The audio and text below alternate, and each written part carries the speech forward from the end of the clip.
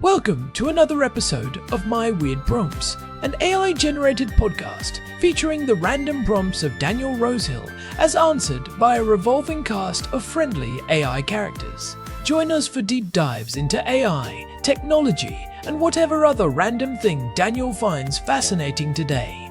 Subscribe on Spotify or your favorite podcatcher. Now, today's episode. This episode was generated using artificial intelligence. Please verify facts. Hi Herman and Corin.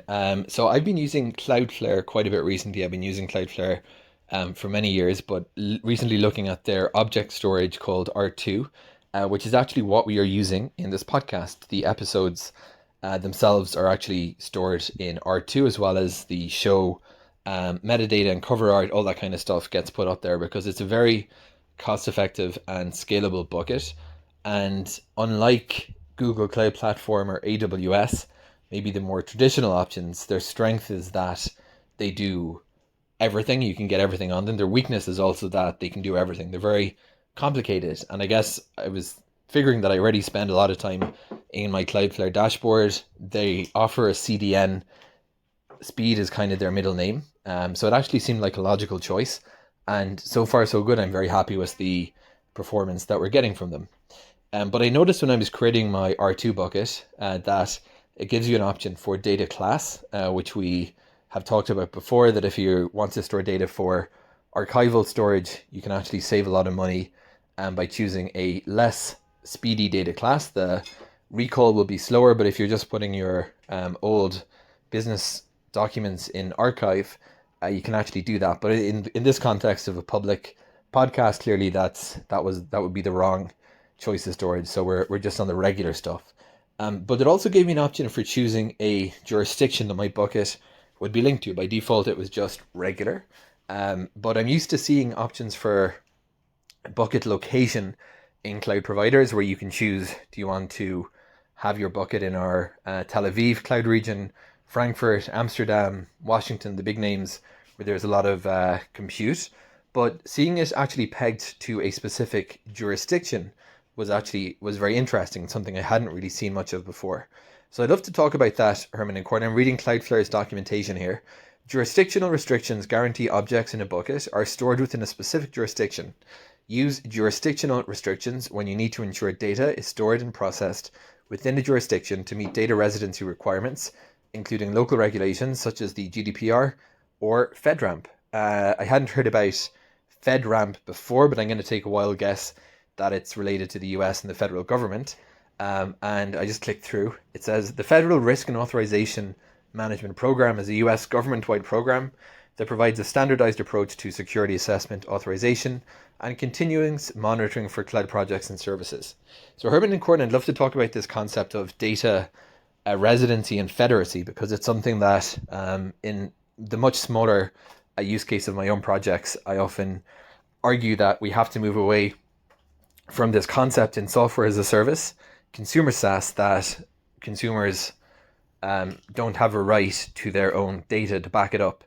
Usually it's offered begrudgingly, if at all, or very unhelpfully through a GDPR export utility, which is great for compliance, but isn't a very effective method for data backup. But at the enterprise level, we know that there are some specific data regulations in industries like healthcare and specific services, but we're seeing increasingly a trend towards requirements that data actually live somewhere, and the cloud providers are moving to offer those services in parallel so that consumers can get it.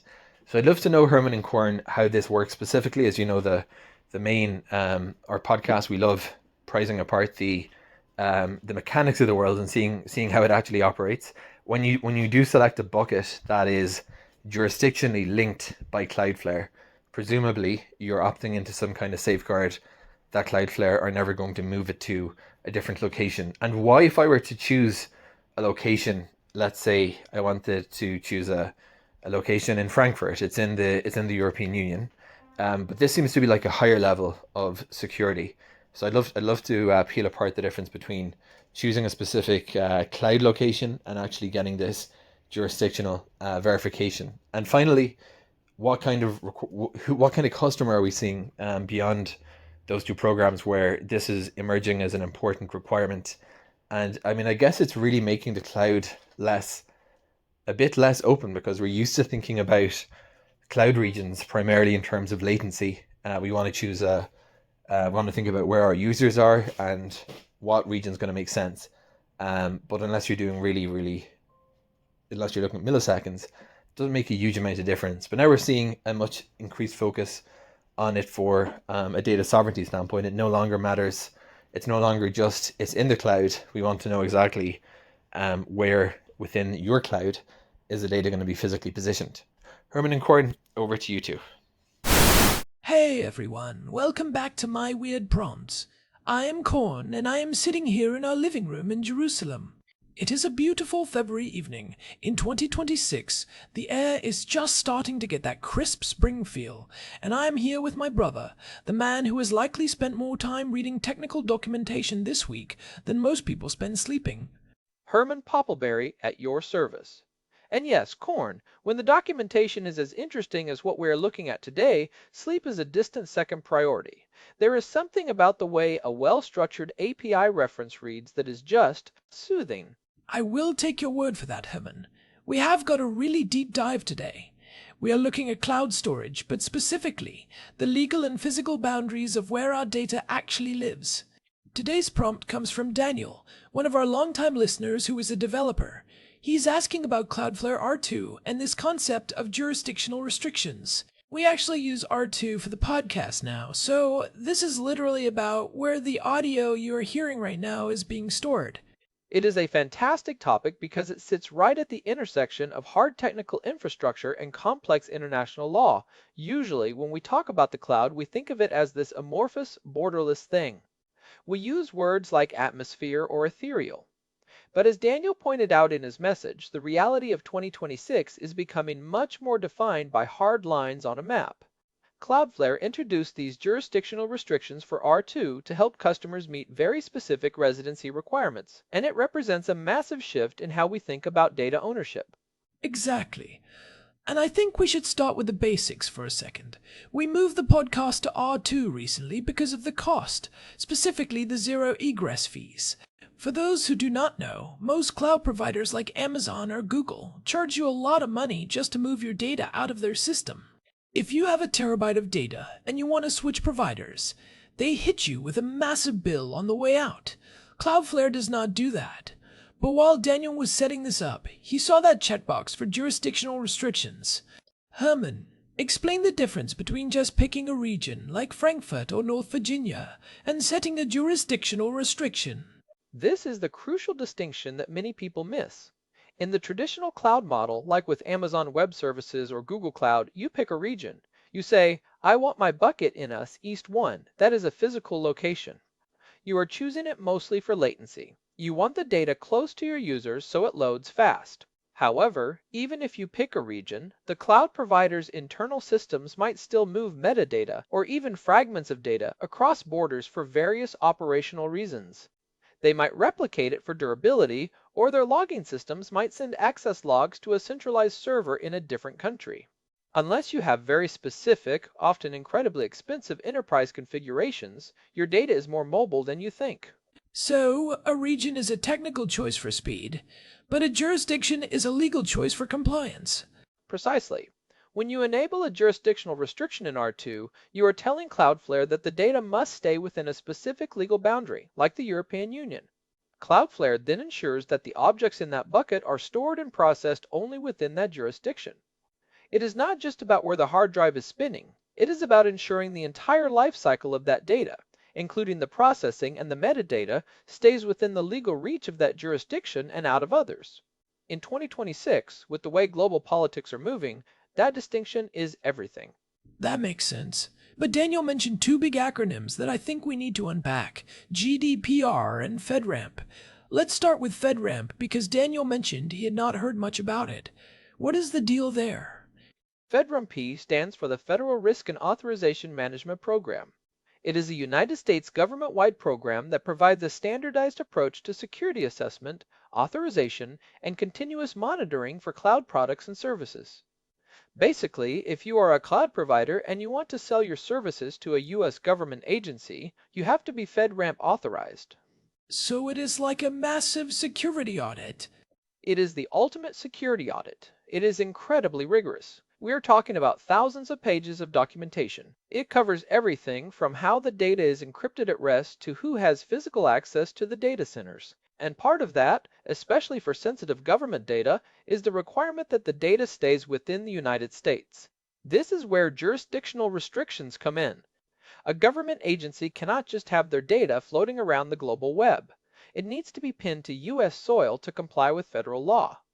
Cloudflare R2's ability to lock data to a US jurisdiction is a direct response to those kinds of requirements. They recently achieved FedRAMP, moderate authorization, which opened the doors for them to handle a huge amount of government traffic.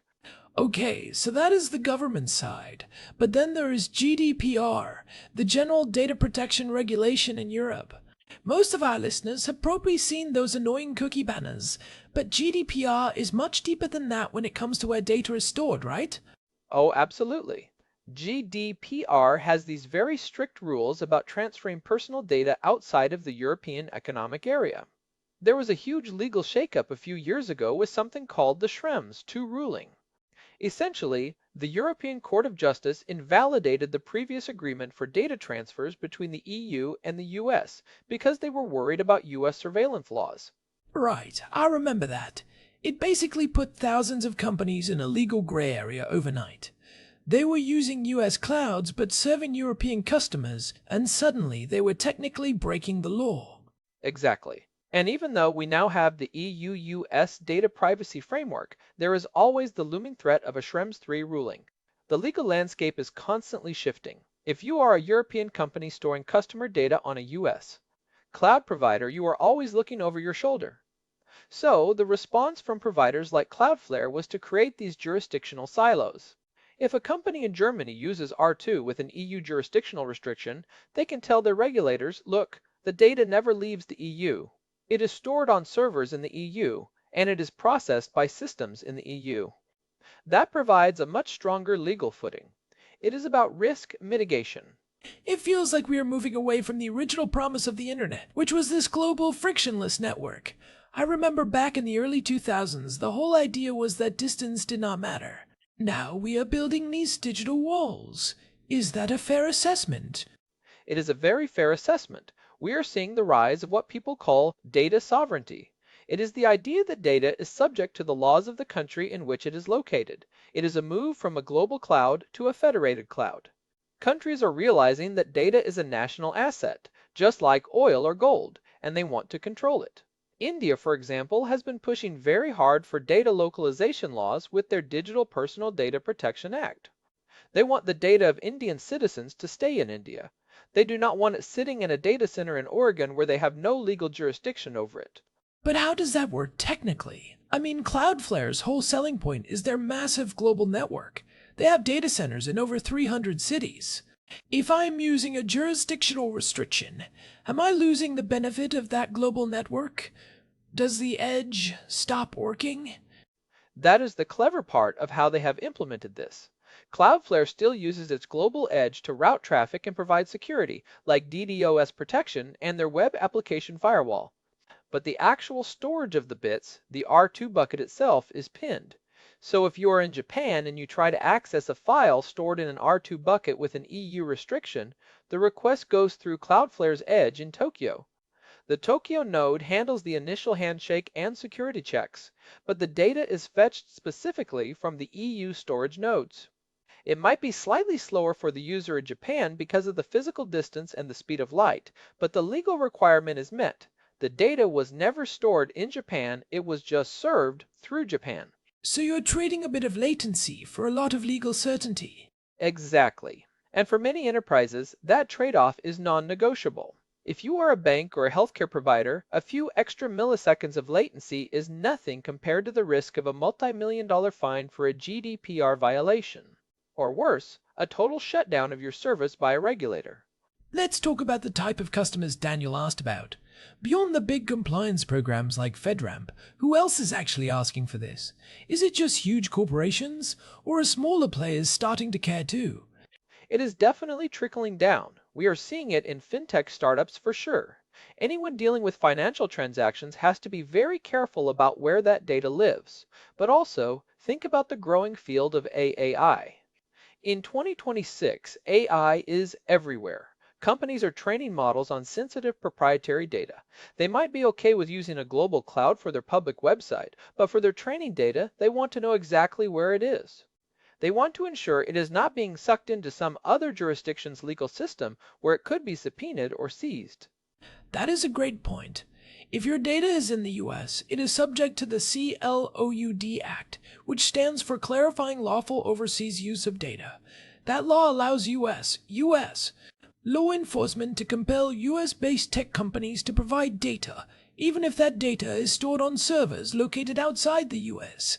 Right. And that is exactly why European regulators are so nervous. If a US company like Cloudflare or Amazon is storing data in Europe, the US government might still try to claim jurisdiction over it.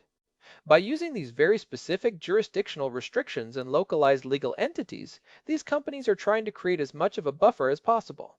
It is a game of legal cat and mouse. It is almost like we are seeing the emergence of a new kind of architecture. Daniel mentioned the term data federacy. I really like that. It implies a system where you have multiple independent nodes that can work together but maintain their own local control. I love that term too. And it connects to Daniel's other point about data ownership and backups. One of the biggest problems with the modern SaaS world, or software as a service, is that your data is often trapped in a black box. If you use a CRM or a project management tool, you might be able to export a CSV file once in a while, but you do not really own the underlying data infrastructure. You are just renting a view into their database. Right. And as Daniel said, those GDPR export utilities are great for compliance, but they are terrible for actual backups. If your provider goes bust or decides to ban your account for some reason, having a massive disorganized folder of JSON files from a GDPR export is not going to help you get back up and running quickly. You cannot just import that into a new service and expect it to work. Exactly. This is why tools like R2 are so important. They use the S3 API, which is the industry standard for object storage. Because it is a standard, it is much easier to move your data between different providers. If we decided tomorrow that we did not want to use Cloudflare anymore, we could move our podcast files to another S3 compatible provider like Backblaze or even a self-hosted Minio instance relatively easily. That is the beginning of true data federacy. You are not locked into one vendor's proprietary system. You are using a common language. So, in a way, choosing a jurisdiction is an act of ownership. You are saying I am choosing the legal framework that governs my data, rather than just letting the provider decide where it is most convenient for them to put it. Precisely. It is moving from being a passive consumer of the cloud to being an active architect of your data's physical and legal footprint. It is about sovereignty, and I think we are going to see a lot more of this. We might even see a future where individual users have their own personal data vaults that they carry with them from service to service. Imagine if your social media data lived in your own R2 bucket with an EU restriction, and you just gave different apps permission to read from it.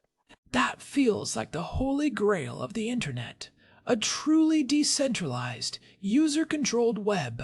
But let's bring it back to the present. If I am a developer or a small business owner listening to this, and I'm setting up a bucket on R2 or a similar service, how do I decide if I need to check that jurisdictional restriction box? It costs a bit more, right? It does. Cloudflare charges a premium for jurisdictional restrictions. As of early 2026, it is usually a percentage-based increase on the storage cost. The reason is that it limits their ability to optimize their storage. Normally, Cloudflare can move data around to different data centers to balance the load or take advantage of cheaper electricity or cooling. When you check that box, you are telling them they cannot do that. They have to keep extra capacity in specific locations rather than just putting the data wherever it is most efficient at that moment. So, what is the checklist for a small business? When should they pay that premium? Well, first, look at your users. If you are primarily serving users in the EU and you are collecting any kind of personal information, checking that EU jurisdiction box is a very smart move for long-term peace of mind. It simplifies your GDPR compliance immensely. You can put it in your privacy policy. All user data is stored and processed exclusively within the European Union. That is a powerful statement for trust. And what about the industry? That is the second point. If you are in healthcare, finance, or government contracting, you probably already have regulations telling you that you need this. In the US, if you are handling HIPAA data, you need to be very careful. If you are a fintech startup in the UK, you have to deal with the UK GDPR, which is similar but has its own nuances. And what about just for the sake of privacy? Even if I am not legally required to, is there a benefit to me as an individual or a small creator to say, I want my data in the EU because I prefer their privacy laws over US laws? Absolutely. Many people prefer the EU's approach to data protection. It is much more consumer-centric than the US approach, which tends to favor corporate interests and government access. By choosing that jurisdiction, you are effectively opting into a higher standard of privacy protection for your data. It is a way of voting with your wallet for the kind of legal environment you want to support. It is a political choice as much as a technical one. I find it interesting that Cloudflare is the one leading the charge on this. They have always positioned themselves as the champions of a better internet. By making these complex jurisdictional tools available to everyone with a simple checkbox, they are democratizing something that used to be reserved for giant enterprises with massive legal teams. That is a great point, Corn. In the past, if you wanted to ensure your data stayed in a specific country, you had to negotiate a custom contract with a cloud provider, probably pay for a dedicated rack in a specific data center, and pay tens of thousands of dollars in professional services fees. Now, a kid starting a podcast in their bedroom, or a developer building a small app, can have the same level of jurisdictional control as a Fortune 500 company. That is a massive shift in the power balance of the internet. It really is. Now, let's talk about the downsides. We mentioned the cost and a bit of latency. Are there other risks? What happens if a jurisdiction's laws change for the worse? If I have all my data locked to the EU, and then the EU passes a law that I do not like, am I stuck? That is the risk of sovereignty. You are tying your fate to a specific political and legal entity. If that entity becomes unstable or changes its laws in a way that is hostile to your business, you have to be prepared to migrate. This is why the federacy part is so important. You should never be so tied to one jurisdiction or one provider that you cannot move. You need to have an exit strategy. So the goal is to be mobile. Use standards like the S3A. PI, keep good backups, and be ready to shift your data if the legal landscape changes. It is like having a go bag for your data. Exactly. Think of it like being a digital nomad for your data. You want to choose the best place to live for now based on the current laws and infrastructure, but you always want to have your passport ready and your bags packed. You do not want to be a digital serf tied to the land of a single provider.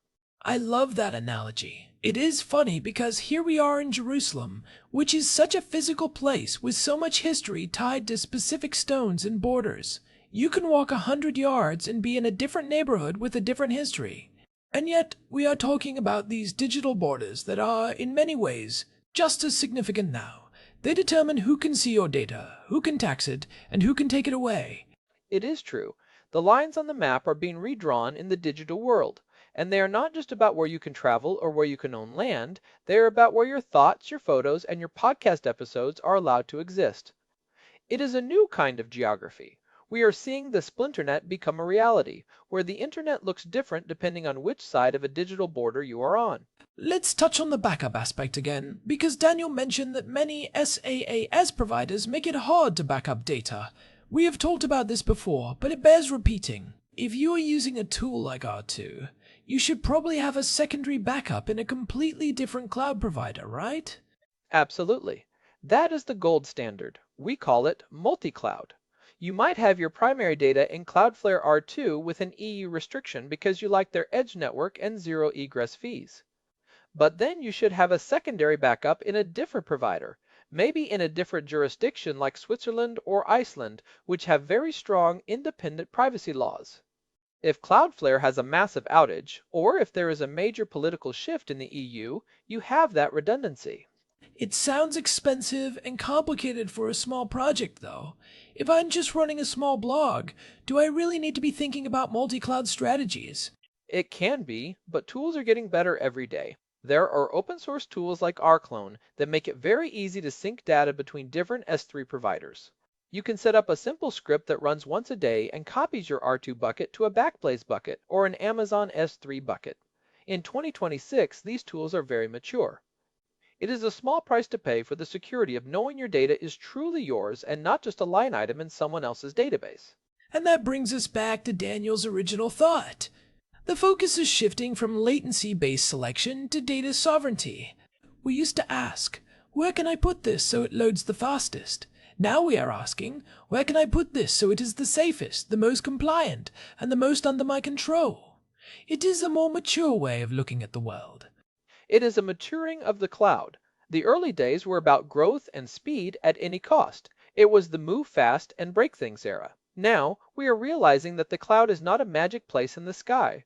It is just someone else's computer, and that computer is located in a specific building, in a specific city, subject to specific laws. We are becoming more sophisticated about how we use those computers. We are moving from being tenants to being architects. It is a lot to think about. I think for our podcast, we are happy with R2 for now. The zero egress fees are a game changer for a growing show.